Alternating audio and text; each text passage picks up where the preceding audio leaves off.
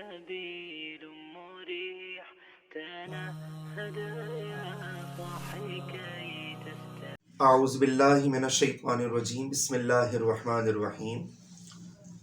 ناظرین، ہندوستان کا ایک بہت بڑا مسلمان اور عادل قسم کا بادشاہ گزرا ہے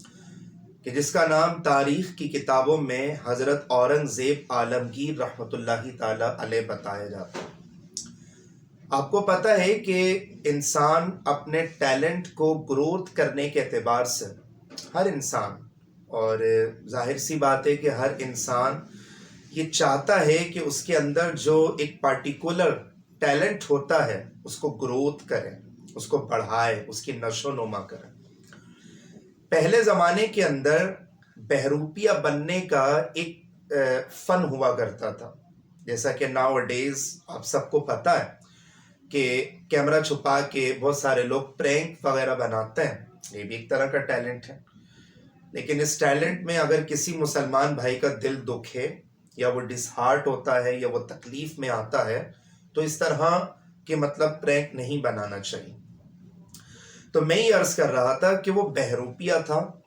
اور بہروپیہ اٹ مینس کہ وہ ہر طرح کا روپ بدلنے کے اندر مہارت رکھتا تھا. ناظرین، اس نے بڑے جتن کیے، بڑی کوششیں کی کہ اورنگزیب عالمگیر رحمۃ اللہ تعالی علیہ کو اپنے بہروپیے پن والے ٹیلنٹ سے میں انسپائر کروں تاکہ ان سے انعام و اکرام کو وصول کیا جائے. اب ہر طرح یہ ہوتا کہ وہ بہروپیہ آتا اور مختلف طرح کے پرینک کی طرح وہ اپنے ٹیلنٹ کا مظاہرہ کرتا، اپنا روپ بدلتا، اور نت نئے قسم کے روپ بنا کر کے اورنگزیب عالمگیر رحمۃ اللہ تعالی علیہ کے پاس جب وہ آتا تھا تو حضرت اورنگزیب عالمگیر رحمۃ اللہ تعالی علیہ اتنے سمجھدار، اتنے ذہین اور اتنے زیادہ بردبار اور انٹیلیجنٹ قسم کے پرسن تھے کہ وہ ہر اعتبار سے جو بہروپی اپنے فن کا مظاہرہ کیا کرتا تھا اورنگزیب عالمگیر ایک نظر لگتے ہی پہچان لیا کرتے. ناظرین، اس نے سوچا کہ کام ایسے نہیں چلے گا اور زیادہ محنت کرنا چاہیے، کیونکہ سکسیس اگر انسان کو حاصل نہیں ہو رہی ہے تو یہی کہا جاتا ہے کہ آپ محنت کریں، اسٹرگل کریں، ہارڈ ورک کریں، سکسیس ایک دن آپ کو ضرور اویلیبل ہو جائے گی. ایک دن ایسا آیا کہ حضرت اورنگزیب عالمگیر رحمۃ اللہ تعالی علیہ شدید بیمار ہو گئے.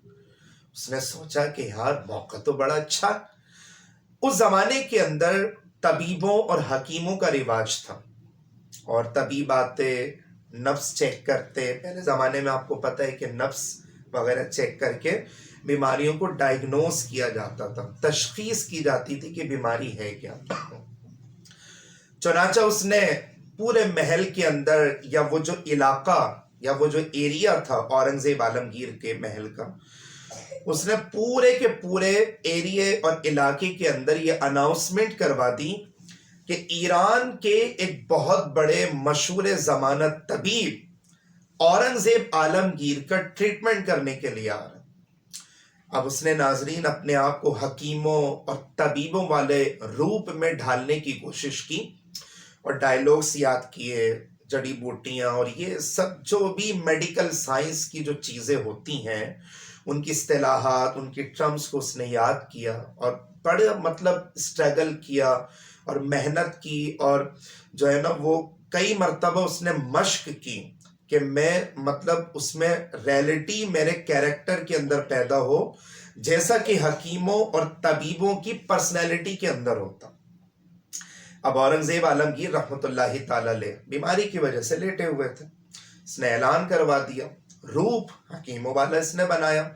بڑی سی سفید داڑھی، امامہ شریف، بڑا سا سفید کلر کا جبہ. اب جیسے ہی اس کی انٹری ہوئی، یعنی یہ فیک تھا نا، بناوٹی پن تھا نا اس کا، تو جیسے ہی اس کی انٹری ہوئی اور اس نے اورنگزیب عالمگیر رحمۃ اللہ تعالی علیہ کی جب نفس پکڑ کے بیماری کو ڈائیگنوز کرنے کی جب ایکٹنگ شروع کی، اورنگزیب عالمگیر رحمۃ اللہ تعالی علیہ نے فرمایا کہ بہروپیے، ہم نے تمہیں پہچان لیا.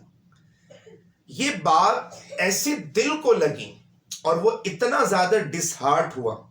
اور اتنا زیادہ من ہی من میں کہتے ہیں کہ کمپلیکس اس کو فیل ہونے لگا کہ یار یہ کیا ہے، مجھے تو ناکامیوں کا ہی سلسلہ میرا شروع ہو رہا ہے اور میں تو بادشاہ سلامت کو انسپائر ہی نہیں کر پا رہا تاکہ میں ان سے انعام و اکرام کو وصول کر سکوں۔ اس نے بولا نہیں، ہار ماننے والا نہیں۔ ناظرین ایک بات یاد رکھیے گا میری، کہ محنت کرنے والوں کے لیے کامیابی ایک دن میں نہیں ملتی، مگر ایک دن ضرور مل جاتی۔ محنت کرتے رہنا چاہیے، اسٹرگل کرتے رہنا چاہیے، ہارڈ ورکنگ کرتے رہنا چاہیے، اور کبھی کبھی راتوں کو جاگنا بھی پڑتا ہے اپنے مشن کو اپروچ کرنے میں، سکسیز حاصل کرنے میں۔ مشن کوئی سا بھی ہو، وہ جائز مشن ہونا چاہیے۔ بہرحال یہ تو ایک سبق آموز واقعہ جو میں آپ کو گوش گزار کر کے اس کے جو پوائنٹس ہوں گے سیکھنے کے، وہ آخر میں تبصرے کے طور پہ اس کو ایکسپلین کروں گا، تو یہ میری ویڈیو آخر تک دیکھیے گا۔ اب اس نے اللہ کے ولیوں والا روپ بنایا اور پہاڑ کے اندر جو ایک غار تھا اس کے اندر وہ پناہ گزیر ہوا۔ چند اس نے اپنے چیلوں کو خریدا اور بھائی یہ پلان بنایا کہ پورے کے پورے سٹی کے اندر، پورے کے پورے شہر کے اندر یہ اناؤنسمنٹ کر دو کہ بھائی تمہارے اپنے سٹی کے اندر اور شہر کے اندر اللہ کے بہت بڑے ولی تشریف لے کر آئے ہیں اور سنا ہے کہ ان کی دعائیں قبول ہوتی ہیں اور وہ مستجاب الدعوات۔ اب پہلے زمانے کے جو بادشاہ سلامت ہوتے تھے ناظرین، یہ بات یاد رکھیے گا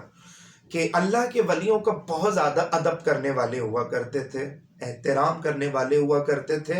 رسپیکٹ کرنے والے ہوا کرتے تھے۔ یعنی وہ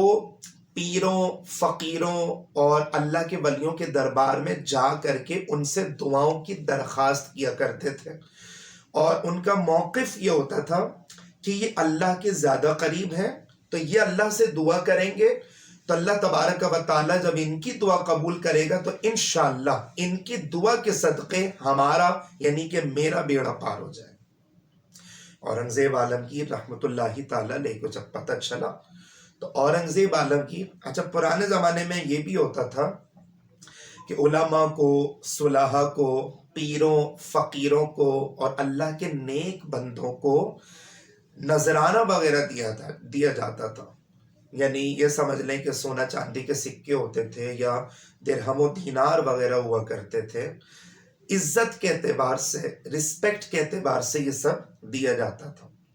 چنانچہ بادشاہ سلامت نے سونے کے سکوں کی ایک تھیلی اپنے پاس رکھی کہ میں اللہ کے ولی اور اللہ کے نیک بندے کے دربار میں جا رہا ہوں اور عزت کے ساتھ میں ان کو نذرانے کے طور پہ یہ ہدیہ پیش کرنے کی سعادت حاصل کروں گا۔ اب ناظرین وہ غار کے پاس بادشاہ سلامت تشریف لے کر آئے اور یہ مکمل ایکٹنگ ہو رہی تھی، یہ بات یاد رکھ، سب اسکرپٹڈ تھا، ایک طے شدہ پلان تھا۔ اندر وہ بناوٹی طور پر عبادت کر رہا ہے، اللہ کا ذکر کر رہا ہے، تسبیحات وغیرہ پڑھ رہا، دو چار اس کے جو چیلے تھے اس کو کھڑا کیا، کہا کہ بادشاہ سلامت تشریف لے کر آئے ہیں نا، ایسا کرو انتظار کرواؤ، ابھی ہم اللہ کی عبادت میں مصروف ہیں۔ وقت کا بادشاہ، ہندوستان اس زمانے میں بہت بڑی سلطنت تھی نا، اسلامی سلطنت تھی، وقت کا اتنا بڑا بادشاہ جو ایک اسلامک اسٹیٹ کا بادشاہ ہے، حکمران ہے، اس کو اس نے ویٹ کروایا باہر غار کے دہانے، انتظار کرو، صوفی صاحب اللہ کی عبادت کر رہے ہیں، ذکر و اذکار کر رہے ہیں، وظیفے پڑھ رہے ہیں، جب فری ہو جائیں گے تو بادشاہ سلامت کو پھر اندر آنے کی پرمیشن دی جائے گی۔ وقت کا اتنا بڑا بادشاہ وہاں باہر عام آدمیوں کی طرح ویٹ کر رہا، یہاں اس کی نیت کچھ اور تھی بہروپیے کی، اور بادشاہ سلامت کی نیت ڈیفینیٹلی کچھ اور تھی۔ اب جب اعلان ہوا کہ بھئی اب تشریف لے کر آ جائیں، بادشاہ سلامت آ رہے ہیں، آ کے بیٹھے، بادب طریقے سے بیٹھے۔ اب نیت کیا تھی، ارادہ کیا تھا کہ اللہ کے ولی ہیں نا، ان سے دعائیں کرواؤں گا کہ دنیا آخرت میں میرا بیڑا پار ہو جائے گا۔ تو کہا کہ حضرت میں صرف دعاؤں کی درخواست کے لیے آپ کی بارگاہ میں حاضر ہوا ہوں، آپ میرے لیے دعا کر دیں تاکہ میرا بیڑا پار ہو جائے۔ تو ٹھیک ہے، ہم دعا کر دیں گے۔ بہروپیے نے جواب دیا کہ ہم دعا کر دیں گے، اب آپ جا سکتے ہیں۔ اس نے کرجدار آواز میں نا، تاکہ ریئلٹی ہو جائے جو یہ سارا کا سارا سسٹم اسکرپٹڈ تھا، سب بناوٹی پن تھا، سب فیک تھا، یہ کہ ایکٹنگ کیا کرنی۔ بادشاہ سلامت نے بولا ٹھیک ہے حضرت صاحب، میں یہاں سے جا رہا ہوں، لیکن میں آپ کے لیے نذرانہ لے کر آؤں، گفٹ لے کر آؤں، آپ وہ رکھ لیں، یہ میرے لیے خوشی کا باعث ہوگا۔ اس نے اشرفیوں کی تھیلیوں کو ریجیکٹ کرتے ہوئے کہا کہ بادشاہ سلامت، تم دنیا دار لوگ ہم فقیروں کو کیا خریدنے کے لیے آئے ہو؟ نکل جاؤ یہاں سے، ہمیں دنیا جہان کی دولت نہیں چاہیے، ہمیں سونے چاندی کے سکے نہیں چاہیے، ہمیں درہم و دینار بھی نہیں چاہیے، لے کے چلے جاؤ، ہمیں دنیا کی دولت کی کوئی نیڈ نہیں، کوئی ضرورت نہیں۔ بادشاہ سلامت جانے لگا۔ جیسے ہی بادشاہ سلامت جانے لگا تو وہ بہروپیہ تھا نا، جیسا کہ میں نے شروع میں عرض کیا، بہروپیہ تھا، سب ڈرامہ تھا، سب فیک تھا، سب اسکرپٹڈ تھا کہ مجھے بولنا کیا ہے، میرے ڈائیلاگ کیا ہوں گے، بادشاہ اگر یہ بات کرے گا تو مجھے کیا جواب دینا، سب کا سب بیان کر دیا۔ پیچھے سے آواز دی کہ بادشاہ سلامت، پہچانا آپ نے مجھے؟ نہیں، میں نے تو آپ کو نہیں پہچانا۔ بادشاہ سلامت، میں وہی تو بہروپیہ ہوں جو ایک عرصہ دراز سے آپ کو دھوکہ دینے کی کوشش کر رہا ہوں۔ اوہ، بادشاہ سلامت تو اتنے انسپائر، اتنے حیران، اور کہتے ہیں کہ حیرانگی میں آپ مگن ہو گئے کہ یار آج تو اس بہروپیہ نے مجھے دھوکہ دے دیا، آج یہ اپنے مشن میں سکسیس ہو چکا، کامیابی اس نے حاصل کر لی۔ اس نے شاباشی دی، واہ بھائی واہ، تم اپنے مشن میں کامیاب، جو تمہارا فن ہے، تمہارا ایک ٹیلنٹ ہے، تمہاری ایک ایبیلٹی ہے نا، تم نے مجھے انسپائر کر دیا، میں انسپائر ہو گیا۔ اب میرے انسپائر ہونے کے بعد چونکہ میں مان گیا ہوں کہ تمہارے اندر ایک پرٹیکولر ٹیلنٹ موجود ہے، اب یہ میں تمہیں انعام کے طور پہ، پہلے تو ہدیے کے طور پہ دے رہا تھا، تم نے ریجیکٹ کر دیا، اب انعام کے طور پہ میں تمہیں دے رہا ہوں، یہ ریسیو کر لو، ایکسیپٹ کر لو اس کو۔ ناظرین، اس نے پتہ کیا جواب دی؟ اس نے کہا کہ بادشاہ سلامت، یہ دنیا کی دولت مجھے نہیں چاہیے۔ کیوں بھائی، تم تو اپنے ٹیلنٹ میں کامیاب ہو گئے۔